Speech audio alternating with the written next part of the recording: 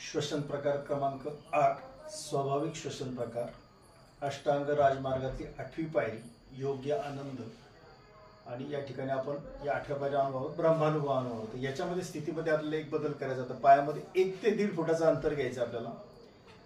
पाय ताठ ठेवायचे, बोट जमिनीला घट्ट आवळायच्यात, पोटऱ्या आवळायच्यात, गुडघे मागे टाकल्याचे, मांड्या आवळायच्यात, कुल्ले आवळायचे। याही स्थितीमध्ये आपल्याला कमरेपर्यंत सगळे शरीर आवळायचे आणि 7व्या श्वसन प्रकाराप्रमाणेच आपण या ठिकाणी स्थिती घेऊन पोट आपलं आवळणार आहोत। ही झाली आपल्या 8व्या श्वसन प्रकाराची स्थिती। आता आपण याच्यानंतर करणार आहोत दाताच्या फटीतनं उच्छ्वास।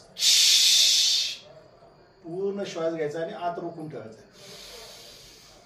आता आपण प्रथम करणार आहोत उजव्या बाजूला फक्त टाच उचलायची, बोट न उचलता जेवढं आपल्याला झुकता येतं तेवढं झुकायचं, मान वाकवायची नाही।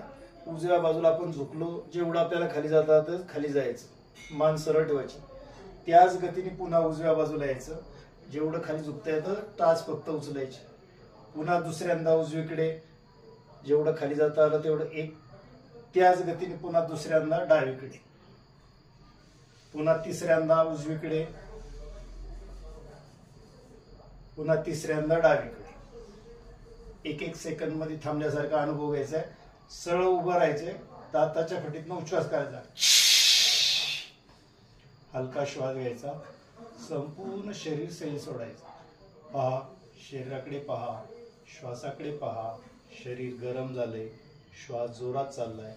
काही वेळ श्वासाचं निरीक्षण केलं, संपूर्ण शरीर शांत शांत शांत अशी एकूण 7 आवर्तनं करायची। त्यानंतर विश्रांती पाठ म्हणायचा की 8वा श्वसन प्रकार पूर्ण होतो। हरिहर।